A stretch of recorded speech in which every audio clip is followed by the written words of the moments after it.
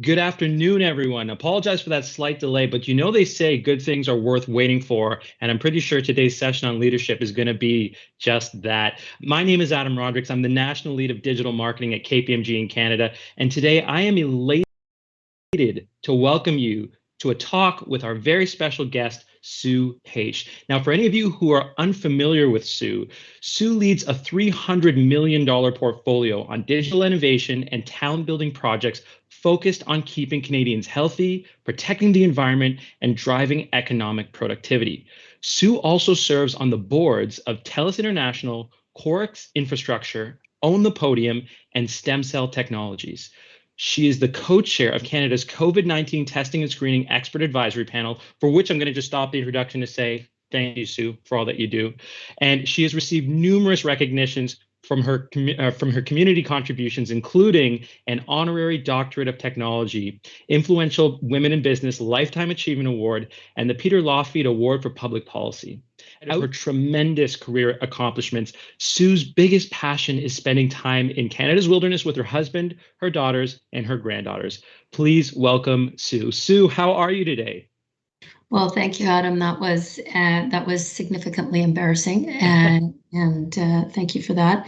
I'm pretty good for an old girl. I'm probably better than I deserve, but I will just confess, and you know this, but just so the audience knows, my voice doesn't usually sound like this. I usually sound a lot more like Minnie Mouse. So hopefully you can all hear me. And if you see me drinking water or taking a little break to cough, it's nothing that you have said or anybody else has said.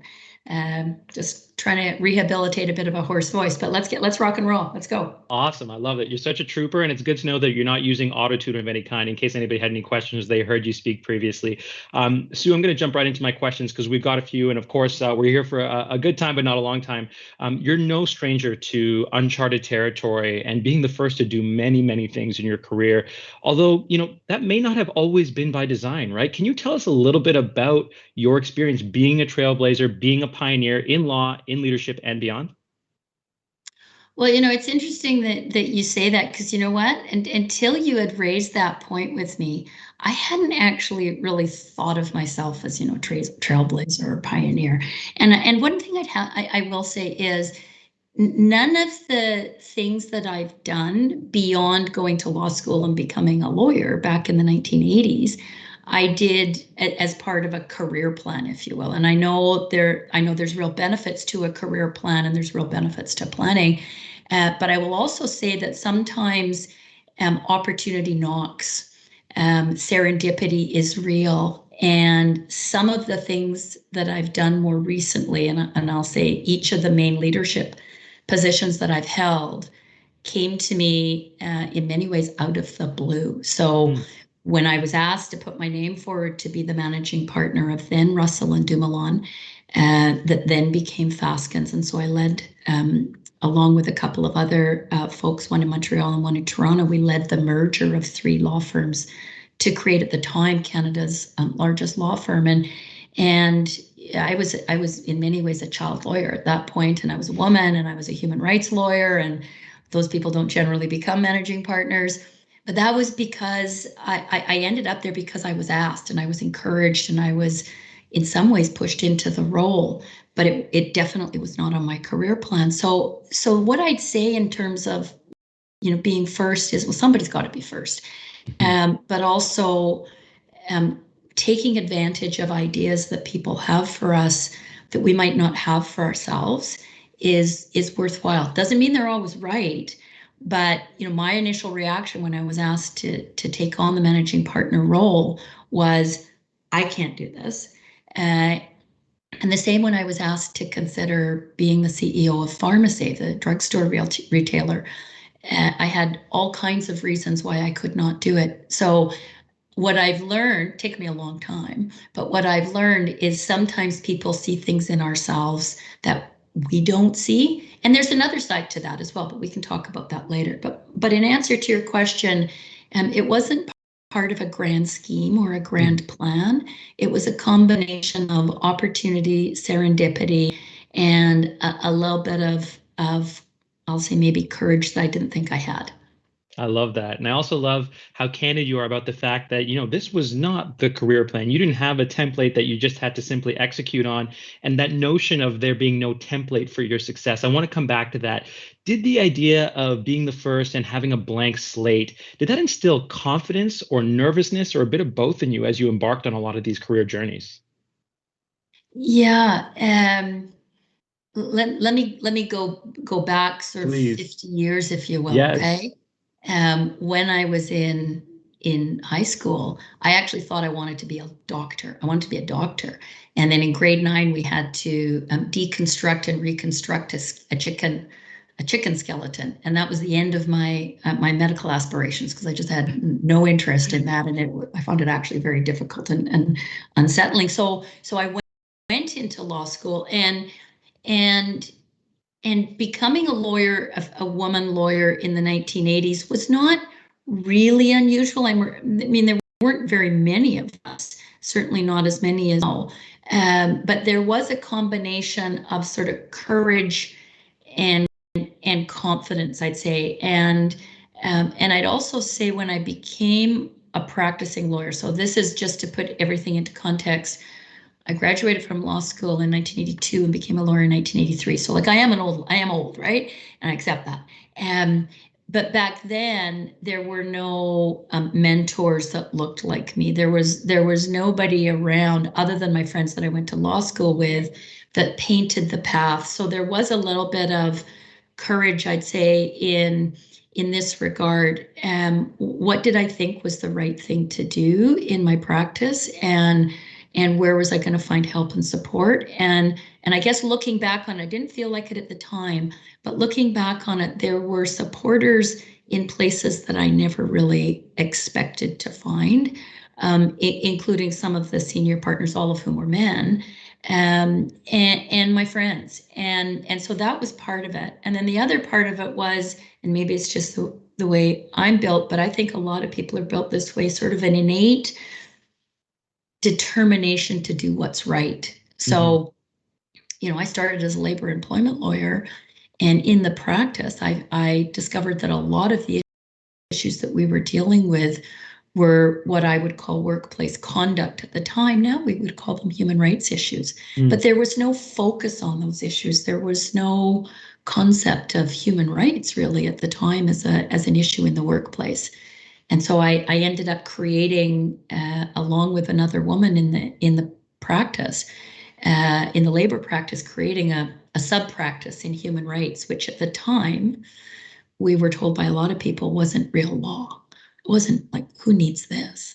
And I'm really glad in hindsight that we stuck our necks out and that we pursued that. And I can talk more about that later. But in answer to your question, there was a little bit of, I'd say, courage.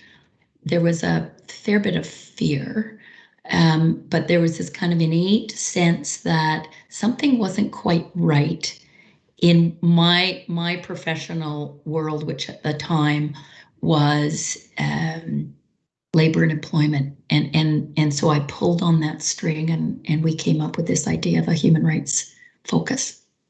Really fascinating, Sue, and I'm sure it's going to prompt questions in our audience members. I want to encourage our audience at this point, if you do have questions for Sue, we will do our absolute best to get to as many of them as we can at the end of our session today. So please do type them in the chat. As I said at the end, we'll pose as many as we can for Sue. But let's keep it going right now. One interesting comment, Sue, I've heard you make is that even if you are young, I have to be honest, at first thought that it sounded counterintuitive to me. So perhaps you can shed some light on how even young people can be positioned as leaders.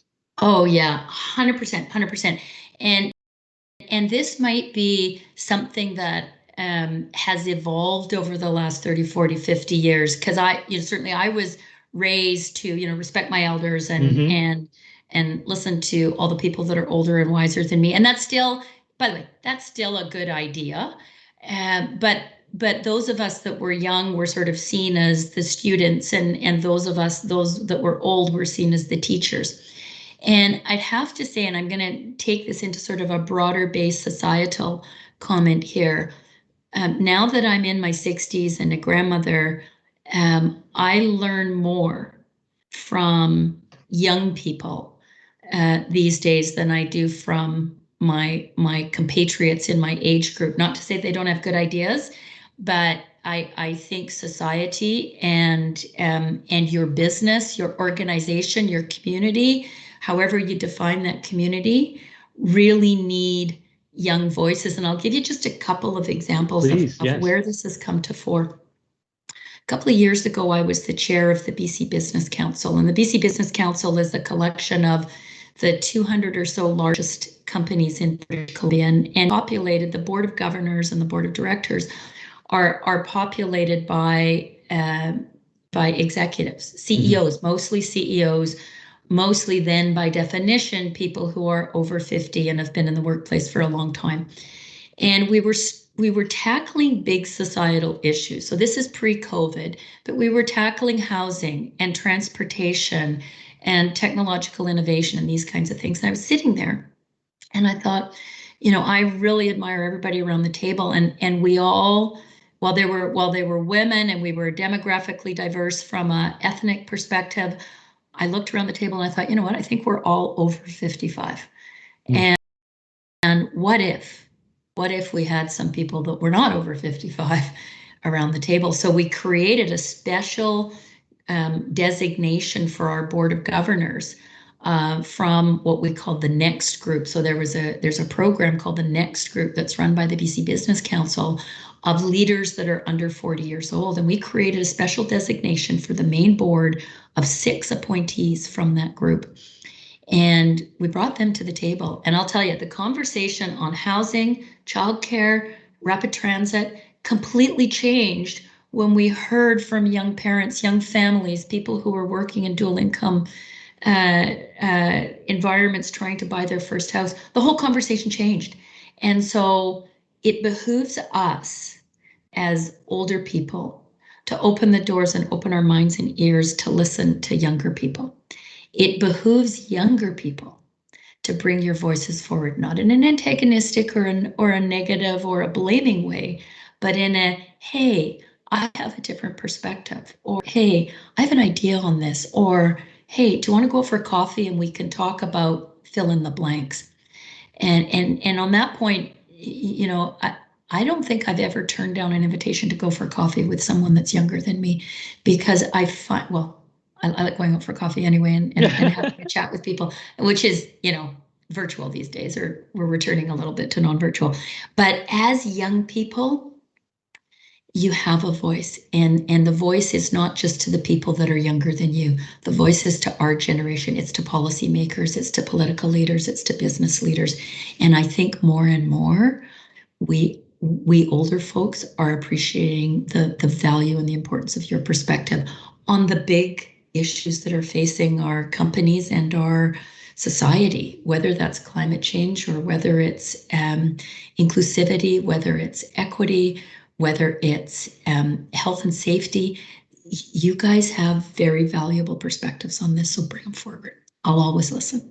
I love that. That's so nice to hear, and so encouraging, Sue. Because certainly a perception amongst my students that, okay, I'm going to graduate. I need to amass at least 10 years of industry acumen before I'm useful, before I can do anything sort of meaningful in terms of implementing change. And what you're saying is that's not necessarily true. So there are opportunities out there for those who are willing to seek them out and share their voices, as you said so eloquently.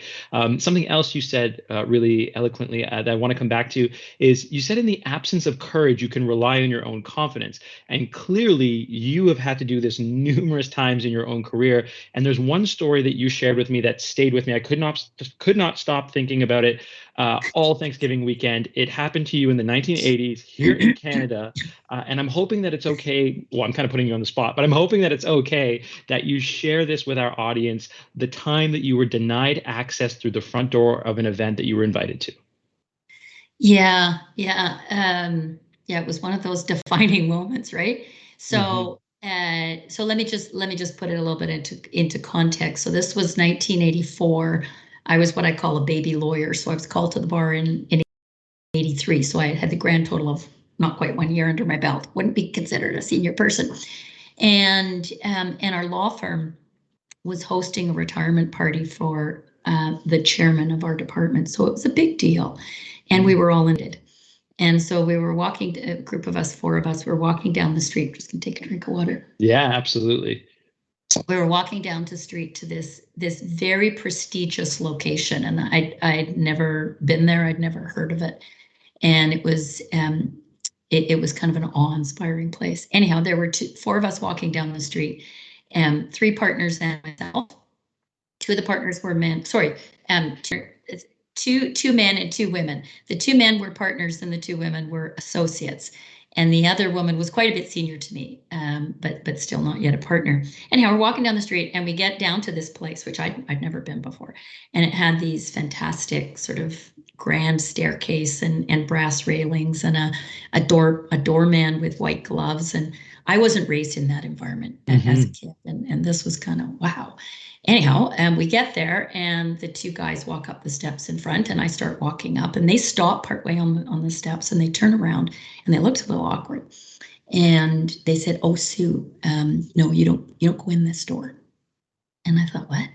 And the senior associate, she was down on the sidewalk, and she's a very colorful person, and she sort of yelled at me, "Paish, you can't go in the front door here, don't you know that?" And I had this moment of like complete confusion. And I said, "Well, like what?" And I was looking down at her and up at the 2 guys, and the doorman was looking very concerned. And they said, "No, you got to go in the ladies' entrance." And the ladies' entrance, so the men's entrance had this big staircase, brass railings, doorman, and the ladies' entrance was literally down around the corner with no staircase, no doorman, nothing. And I had this moment of conflict, and my dad, unusual guy, was very, very much what he used to call himself a woman's liber. So this is the 60s and 70s. And he used to say to us, I've got 2 sisters and a brother, but he used to say to us, "You can do anything you want to do. It doesn't matter what you look like, as long as you're well-intentioned and you do your best. You can never do anything but your best, but never let things like where you come from or whether you're a boy or a girl influence what you can do." And I had my dad sort of going in the back of my mind as I stood on the staircase. This all happened, by the way, this is taking me a long time to tell the story. It happened in maybe the space of about 5 minutes, but it felt like eternity. So I thought, wait a minute, women go in the back door and the guys go in the front door? That doesn't feel right. And I had a moment, and I thought, I might get fired for this. I actually might get fired for this, but I know what I'm going to do. So I said to the 2 guys, I said, "You guys go in." And they walked in, and one of them said, "Please don't make a scene." He was my boss, okay? He was a big dude in the firm. Scary. He said, "Please don't make a scene." And I thought, okay, I will not make a scene. And they went in, and the woman on the sidewalk, she's like, "Paish, what are you going to do?" And I said, "Just go in. It'll all be good. It'll all be good." And so I waited till she'd gone in, and I walked up to the front door, and the doorman said, "Ma'am, the ladies' entrance is down there." And I looked at him and I said, "Thank you. I'm no lady. Please let me in." And he didn't know what to do. He was like frozen. And so I opened the door myself, and I walked in. And when you walked in, there was a sort of a reception desk right inside the door, and people just looked like they were going to have a heart attack. And because they'd never seen a woman come through the front door. And they said, "Oh, ma'am, the ladies' entrance is downstairs." And I said, "Yes, I know. I'm not a lady, actually. I just want to come in, please, through the front door. Can you please tell me where the XYZ event is?" And they just looked shocked. And so they told me, and they said, "We'll take you up." I said, It's okay. I can find my way in." And so I walked up to where the event was, and there were 4 guys standing at the entrance of the big sort of, ballroom thing. One of them was the chairman, who we were celebrating his retirement. The other 2 were partners in my department. And then the 4th guy was one of the guys that was on the stairs, and they were standing there. And I thought, okay, well, this is it. I'm fired. And so I walked up, and the retiree, he said, "So what happened?" And I said, "You know what? I walked in the front door because I think I said girls. I don't think girls should go in the back door." And he looked at me and he went, "Atta girl. Somebody had to do it." And to the credit of my firm, the next day there was a meeting, and there was a lot of hallway chatter, like, "What did you do? What did you do?" There was a meeting. I wasn't part of it, but anyhow, it was a meeting of one of the senior committees, and the firm decided that they would not have any more formal events at that facility until women were allowed in. And that caused me to realize I was in the right place in terms of a law firm, because it proved to be a law firm that constantly, in my view, did the right thing on those issues once they were aware of them. But we all face those moments, and I've had lots of them in my life where you know in your heart whether it's right or wrong, and I've always tried to choose right. Not that I've always got that right, but that was a moment. It was certainly a moment, and there was a lot of chatter in the hall the next day about, like, what did you do? I was like, I went in the front door. Like, come on, it's 1984. Really? What a moment. And thank you for being so candid and transparent to share with us. I felt it was important for everybody to hear, so we can continue to have this conversation, because I don't know where we'd be, frankly, if you hadn't done something like that. And I'm sure a lot of other people are thinking the same thing. And this is probably a good time to say that Sue has encouraged people who want to discuss this anecdote or any of her teachings during the session. You can reach out to her. We will give our contact information out at the end of the session. Probably have time for a couple more of our own questions before we do go to audience questions. I want to go to this idea of the difference between mentorship and sponsorship, Sue. This is definitely something that's been talked about a lot. And when you think about the definitions themselves, it may not be apparent to you how they are different, but there is in fact a difference. Can you share with us in your own words, what is the difference between mentorship and sponsorship? Yeah, thanks for that question. Huge difference. Huge difference. And I've been the benefit of both, and I've realized the difference. So we talk a lot about mentors, mentoring young people, mentoring young leaders, mentoring women, mentoring others in our community. And mentorship is really important. Mentorship and maybe there's a formal definition, so I apologize if I'm not following that, but here's my definition of mentorship. It's helping that person find their path. It's giving them encouragement. It's giving them guidance. It's giving them support. It's giving them criticism. It's helping that person follow the path that they want to follow. And that's really important. And even sometimes it turns into helping them define the path they want to follow. So that's one thing. And it is important. Sponsorship is different. Sponsorship is when, because we are in a position where we can make a difference, we say, how about that person? How about that person? That person that doesn't look anything like the other candidates. That person who's never, ever done this job before. That person who nobody has heard of. How about that person? And being confident enough, because you know that person, that they're not going to let you down in whatever it is that you're putting them forward for. And I've done that now a number of times. And it started when I was managing partner, and we were doing partnership admission, and quite an involved process. And you'd get these submission forms, and they'd be supported by different partners, and we had very few women partners. And women associates would come forward, and they wouldn't make it, and they wouldn't make it for all kinds of reasons that I just didn't get.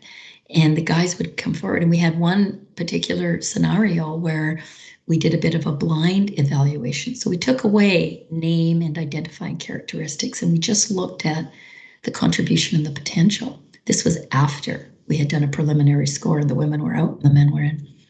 And guess what? The women rose up.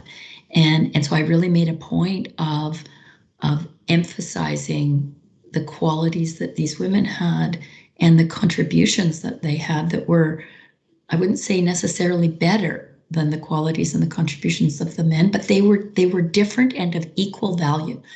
And I've done it more recently in some women and others have come forward to me when they're looking at new jobs, and they've said, hey, what do you think? Can I do this? And I'm like, yeah, absolutely, you could do this. Let's do this together. And just so you know, because then if you ask me for this, it's not a happy experience at the front end. I'm not proud of it, but some of the candidates that I've sponsored have actually cried at the beginning. Because if you really want that job, you're going to have to sit up in your chair. You're going to have to show it. You're going to have to push it. And then if you'll do that, I'll push you.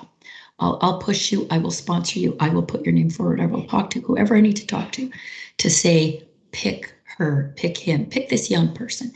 And that's what sponsorship is. Sponsorship is us who perhaps have the ability to be involved in recruitment, or be involved in appointments, or be involved in those kinds of environments, to say, hey, committee, fill in your blanks, selection committee, review committee, what about this person? Or what about this group of people? Let's take a close look at them, and then be prepared as the sponsor to both defend the candidate or the candidates, and then have the obligation to make sure they succeed. And that's where I think we need to turn the corner as older people, in making sure that we have demographically diverse boards and leadership teams, et cetera. Because while we've done a reasonable job of getting women on the agenda, we are still a long way from true ethnic diversity in terms of BIPOC. And as I mentioned earlier, a lot of the senior committees in organizations are over 55. And we need, I personally believe, by the way, I don't necessarily think everybody in my demographic group agrees with what I'm saying here, but personally, I think we need the under 40 crowd a lot more involved than we have now. So I'm going to sponsor that. I love that. That's great. And I sincerely hope that people now regard mentorship versus sponsorship, A, as different things, but B, also understand that it's not an imposition when you reach out to leaders. There will, however, be the onus put back on you to really rise to the occasion if you are requesting sponsorship. So to each person here, if you are asking for that deeper ask of leadership, please do understand that there is a bit on your side as well. You talked a little bit, Sue, and I'm going to ask this one last question. We've got about 6 minutes left. If you do have questions in the audience and you want to submit them, now would be the time. I'm going to ask one more, and then we will certainly open up the floor. But Sue, you talked about this idea of not looking like anyone else who's trying to do what you do. And I think it could pertain to really anybody, regardless of what capacity you work in. So my last question for you is, you've essentially encountered all of these different obstacles, things that you've been told have never been done before, or that you don't look like anyone who's actually done them before. When we encounter that in our careers or in our lives, how did you respond to it? Yeah, I've had that a lot. So when I became managing partner, I was the youngest managing partner that the firm had ever had. I think I was the youngest one in BC, because I was barely 40, right? And managing partners were usually like 55 to 60. And we'd never had a woman managing partner before either. So I was not from central casting. And then when I was asked to become CEO of PharmaSave, I'm not a pharmacist. I don't know retail. I don't know franchising. I don't know marketing. I immediately went to all the things that I don't have. And what got me into both of those roles, and I'd say the same for Life Labs as well, was finding or having a sponsor on the one hand. And I'll say a little bit about that in a minute. And then going back almost to that moment on the stairs in 1984. Mm-hmm. Well, somebody's got to be first. Mm-hmm. Somebody's got to be the first, woman managing partner in British Columbia or whatever it was at the time. I can't remember whether it was Canada or BC. Somebody's got to be the first non-pharmacist leading a pharmacy chain. So it was that moment of, well, if not me, then who? And the other was this concept of having some sponsors and people in places that I never thought possible. So when I was asked to put my name forward for managing partner, it was the current managing partner who phoned and asked me to do that. And I gave him a list, very eloquently delivered, I will say so myself, of all the reasons I could not do that job. I could not be managing partner. I was a mother. I had 3 children under the age of 10. I was a human rights lawyer. I was 40 years old. I was a woman. And look at the demographics of all the managing partners for the preceding, 75 or 80 years of the firm. They were 60 plus year old, or at least 55 guys, usually from a corporate commercial background, who were single income families. And so come on, I can't do this job. And what happened, which blew me away, was the managing partner at the time, one of my most significant sponsors and mentors, a guy named Michael Fitch. He had actually arranged for a group of the previous managing partners to actually sort of sign the nomination form. So, lump in the throat. Oh my gosh, Wow. like this would be real. And then I was absolutely certain, because it's an elected position, not appointed position. I was absolutely certain, okay, I'll put my name forward, but no one's going to vote for me. Nothing's going to happen, right? Who would vote for me? And so when I was elected, it was like, holy smokes. And it was the same in PharmaSave when Bill, the chair of the board, Bill Gibson, said, why don't you do that job? I was like, I'm not a pharmacist. I'm not this. I'm not this. I'm not. I'm giving all the list of that glass half empty. And he looked at me. He goes, okay, we have pharmacists, franchise people, retail people, marketing people. We don't have strategic leaders, visionary leaders. We don't have young people your age. I was still quite young then. And we don't have women in leadership. And so it's not being confined to being the first, like not being confined to saying, I can't do this because no one else has done it. And then finding those people and sometimes being surprised as who will come out and help you. Oh, quite an inspiring note to end on today. Certainly not the end of the conversation, but I think it brings up some great notes that others can approach you on personally, because you've been so kind as to offer that up through the networking portion of the event. Sue, I want to thank you not just for taking the time out of your tremendously busy schedule to be with us today, but for giving us what little left you have of your voice. You are such a trooper. I am so appreciative. You had the pleasure, but simultaneously, as we learned today, the burden of being so many firsts. But by paving the way, we know that you are by no means the last to do some incredible things, to be an agent of change. And for that, we are eternally grateful. Thank you. Thank you so much for being here, for all that you've done, for all that you are, and for the conversations that you continue to inspire. Thank you, Adam, and thank you to the organizers of the conference. And I'm going to close with a comment that I usually open on. And when I'm in a room with a bunch of CEOs or board chairs or whatever, and we go around the room, we all introduce ourselves. People tend to introduce themselves in a very similar way. I always introduce myself the same way, and I have for 30 years. I don't introduce myself by my position. That's what I do. This is who I am. I am the incredibly proud mother of 3 amazing young Canadian women, and I'm now the grandmother of 3 teeny tiny Canadian women. And everything for the last 35 years I've done to build a better Canada for my children and all of their friends, who in today's connected world is that generation. And that's what I'll continue to do until I'm not working anymore, is to try and build a better Canada for you guys, or your children, depending upon where you are. And I'll never stop doing that. And it's how I define who I am, not what I do. So thank you, Adam. This has been a great conversation. I've enjoyed it. The voice held out. Yay. Yay. And hope you have a great rest of your day. Thanks, everyone. Thanks, everybody. Enjoy the rest of the conference.